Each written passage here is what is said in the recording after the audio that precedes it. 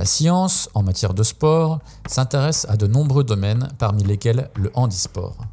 Ainsi, par la recherche scientifique, se développent des outils permettant une meilleure détection, une amélioration des conditions de vie et d'entraînement des athlètes, ainsi que du matériel nécessaire à ceux-ci dans l'exercice de leur sport. Chercheur à l'IRMES, Nicolas Forstmann, coordinateur du projet Paraperf, vous en dévoile les arcanes.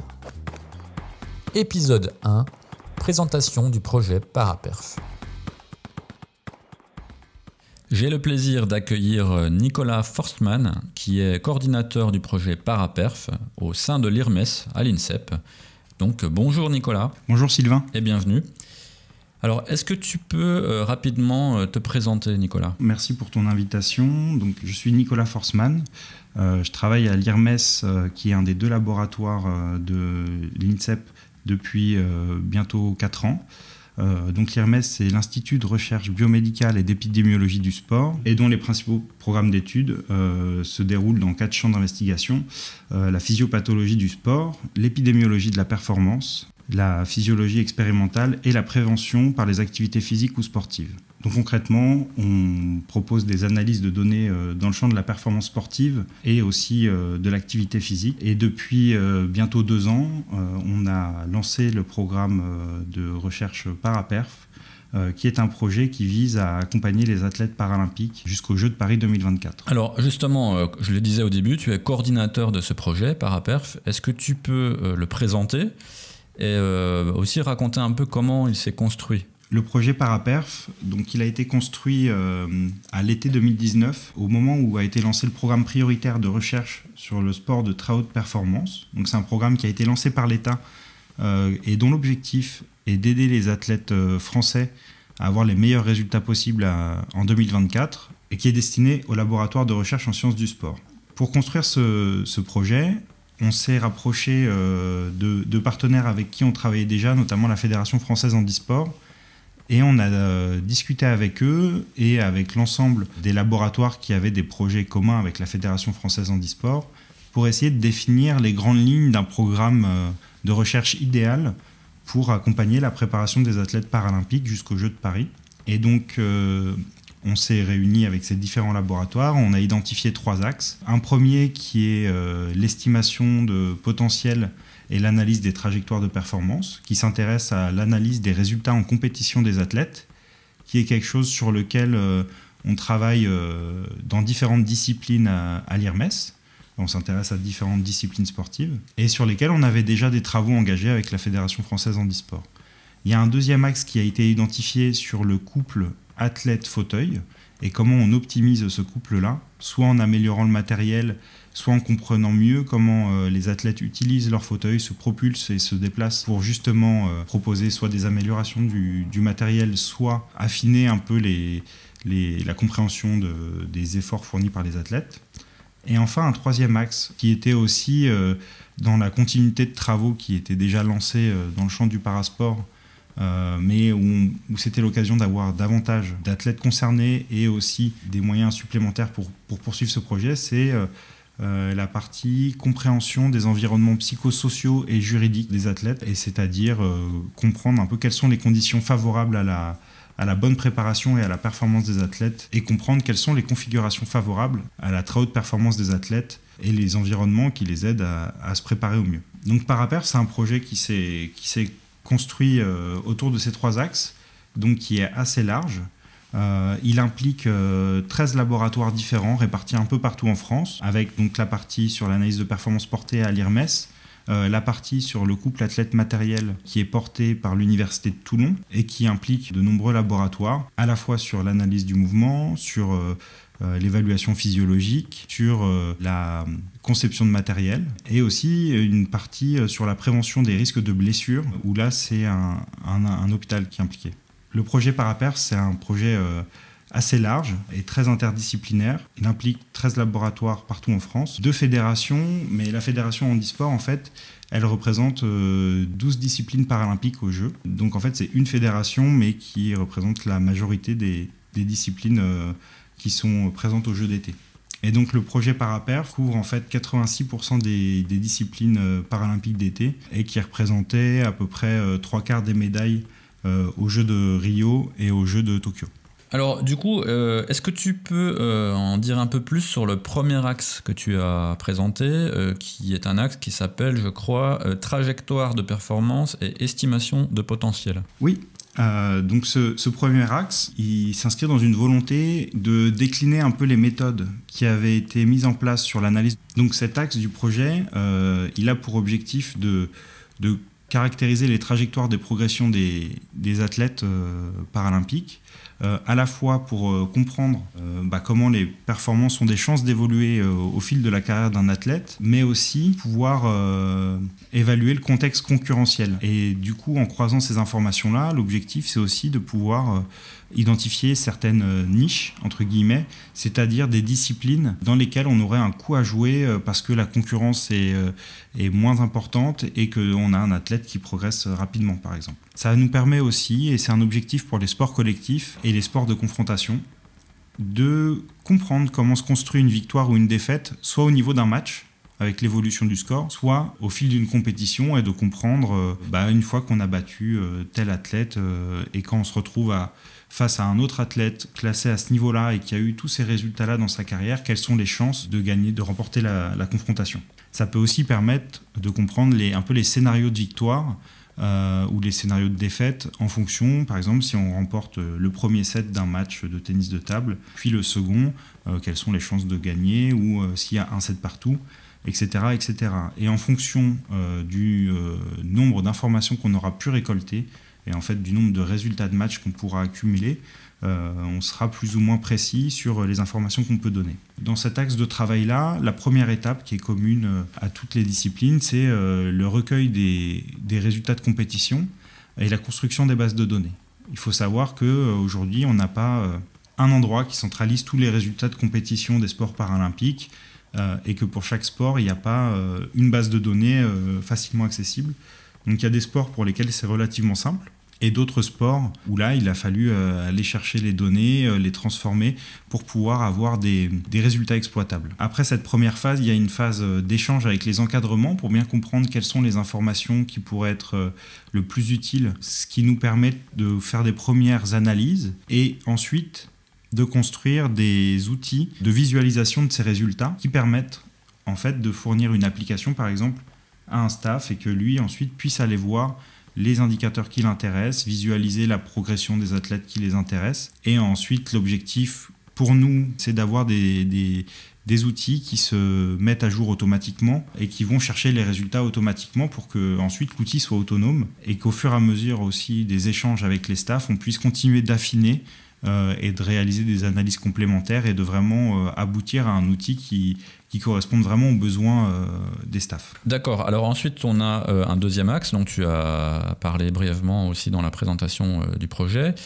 qui est le couple athlète-fauteuil. Oui, l'objectif de cet axe de travail-là, c'est à la fois de prévenir les risques de blessures, notamment aux épaules, pour les athlètes en fauteuil, et aussi d'améliorer le matériel. D'améliorer le matériel et de fournir des outils qui permettent au staff de mieux comprendre comment se propulsent les athlètes, de mieux caractériser les efforts fournis par les athlètes, afin, dans un premier temps, de pouvoir ajuster les planifications d'entraînement, de pouvoir optimiser la préparation des compétitions et la préparation physique des athlètes. Et l'objectif pour la recherche, c'est aussi de mieux comprendre, de mieux observer cette population d'athlètes paralympiques et de comprendre les spécificités en fonction des sports, les spécificités en fonction des types de handicap, à des informations plus fines et des réglages plus fins sur la préparation physique et sur le matériel.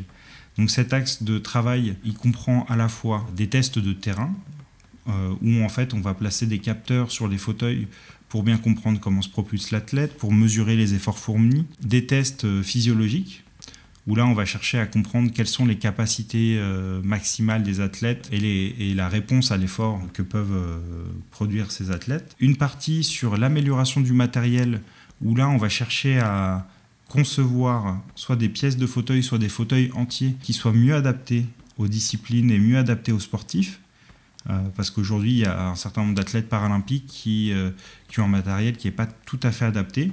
Et un des objectifs un peu transversaux de tout ça, c'est aussi la prévention des risques de blessures, qui va à la fois toucher l'amélioration du matériel et chercher à travailler par exemple sur l'assise dans le fauteuil pour limiter les risques de blessures, ou bien vérifier qu'il n'y a pas de contraintes trop importantes qui s'exercent sur les épaules et qui à terme risquent d'entraîner des blessures de fatigue ou des tendinites. Et il y a aussi une partie examen médical qui sert un peu à faire ce suivi des épaules des athlètes pour continuer aussi à bien décrire cette population. Et donc il y a ce double objectif, à la fois un suivi un peu individualisé avec une réponse qui va être individualisée pour chaque athlète, mais aussi comprendre les spécificités de cette population et comment on peut les accompagner au mieux. Et le troisième axe, c'est l'environnement et le parcours de l'athlète. Alors qu'en est-il ? Et donc ce troisième axe, il implique à la fois des chercheurs en sociologie, en psychologie et en droit.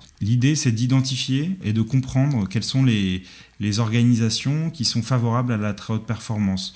Est-ce qu'un athlète s'entraîne avec des athlètes valides? Est-ce qu'il s'entraîne seul? Est-ce qu'il s'entraîne avec des athlètes en situation de handicap? Combien de fois il s'entraîne? Est-ce qu'il fait appel à des stratégies de récupération? Est-ce qu'il fait de la préparation mentale? Donc ça, c'est des choses qu'on va essayer de recueillir par questionnaire. Mais il y a aussi tout un travail un peu plus approfondi qui est réalisé par entretien. Et là, l'objectif, c'est aussi de comprendre en fonction du niveau de performance des athlètes. Est-ce que ce sont des athlètes qui arrivent au très haut niveau? Est-ce que ce sont des athlètes qui sont déjà à un très haut niveau? Et est-ce que ce sont des athlètes qui dominent leur discipline? Un peu quelles sont leurs trajectoires et quels sont leurs modes d'organisation pour essayer d'en tirer un peu des ingrédients qui sont favorables à la très haute performance des athlètes paralympiques, et continuer de mettre en place le plus possible ces organisations-là. L'idée de ce travail, c'est à la fois de recueillir ces informations, de les analyser, mais aussi de construire des préconisations avec les staffs, avec les athlètes, pour qu'ils soient impliqués aussi dans la construction de ces recommandations. Et il y a une partie juridique qui là vise à la fois à analyser un peu l'environnement juridique des athlètes, c'est-à-dire à quelles aides ils ont droit, est-ce qu'ils mobilisent ces aides, et aussi les éventuels décalages entre le cadre juridique et la situation réelle.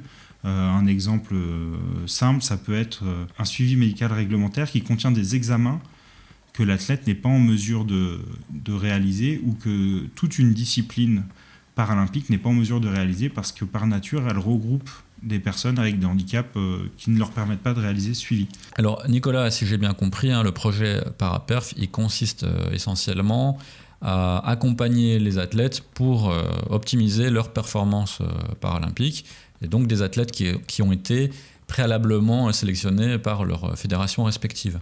Oui, c'est ça. Donc la Fédération française de tir et la Fédération française handisport nous ont donné une liste au début du projet d'athlètes à suivre. Donc surtout pour la partie matérielle, où là il y avait une liste assez définie qui a pu évoluer aussi en fonction du temps. Mais il nous fallait un nombre d'athlètes parce que là il fallait aller voir les athlètes, travailler avec eux, leur faire passer un examen de l'épaule et travailler sur leur fauteuil. Donc là on a besoin d'avoir une liste définie.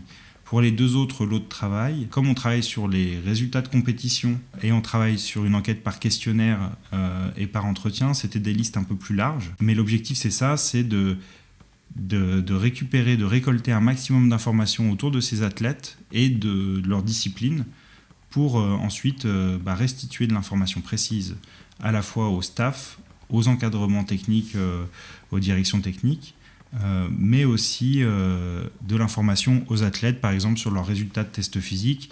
À chaque fois, il y a un effort qui est fait pour bien leur montrer leurs résultats et à quoi correspond chaque indicateur, pour que ça puisse leur être le plus utile dans leur préparation aussi au quotidien. Alors en t'écoutant, moi la première question qui me vient à l'esprit, notamment quand tu parles d'amélioration des fauteuils, quelle est la limite de l'amélioration du matériel que vous pouvez apporter ? Jusqu'où est-ce que vous pouvez aller en fait pour aider les athlètes paralympiques tout en restant dans les limites du règlement ? Par définition, dans le champ sportif, tout ce qui n'est pas interdit est autorisé. Donc nous, on peut avoir des idées d'innovation, avoir des idées tant que ça reste dans le cadre du règlement qui est écrit. Après, le risque, et ça c'est déjà arrivé sur certaines compétitions et dans certaines disciplines paralympiques, c'est qu'une innovation soit apportée, qu'elle ne soit pas prévue par le règlement, donc qu'elle ne soit pas interdite tout de suite, mais que l'année d'après ou l'année suivante, on l'interdise parce qu'on se rend compte qu'elle donne un avantage trop important aux athlètes qui l'ont et que du coup, ce ne serait pas équitable de la laisser autoriser. De toute façon, c'est quelque chose qu'on voit aussi chez les valides. Je me souviens d'un épisode en natation où des combinaisons avaient été autorisées, enfin des combinaisons avaient été utilisées pendant une compétition, elles avaient été interdites après parce qu'elles donnaient trop d'avantages aux athlètes qui la portaient. Oui, en natation, on a vu ça pendant quelques années, les combinaisons étaient autorisées, les records sont tombés à l'appel, et puis au bout d'un certain nombre d'années, ils les ont à nouveau interdites. Alors on parlait des fauteuils, mais dans le cadre du parasport, on peut parler aussi éventuellement des prothèses ou autres aides qui doivent être encadrées de la même manière, je suppose. Oui, tous les appareillages sont régis par un règlement. Et même le rôle des assistants quand les athlètes ont besoin d'un assistant ou d'un guide est aussi très bien défini par les règlements. On sait que par exemple que les guides en athlétisme ils doivent être liés d'une certaine manière et que si le lien se défait, le binôme est disqualifié. Donc oui, je pense que c'est dans tout le champ du parasport mais même du sport valide que les règles sont assez précises sur le rôle de l'aide technique et de l'aide humaine dans le cadre du parasport. Eh bien, merci Nicolas de nous avoir présenté le projet. Alors, c'était juste une présentation. On va rentrer un peu plus dans le détail de ce que vous faites concrètement au sein du projet Paraperf. Alors, je sais que tu auras sans doute plein d'anecdotes passionnantes à nous raconter. Donc, on se retrouve dans un prochain épisode. Merci et à bientôt. Merci beaucoup Sylvain, à bientôt.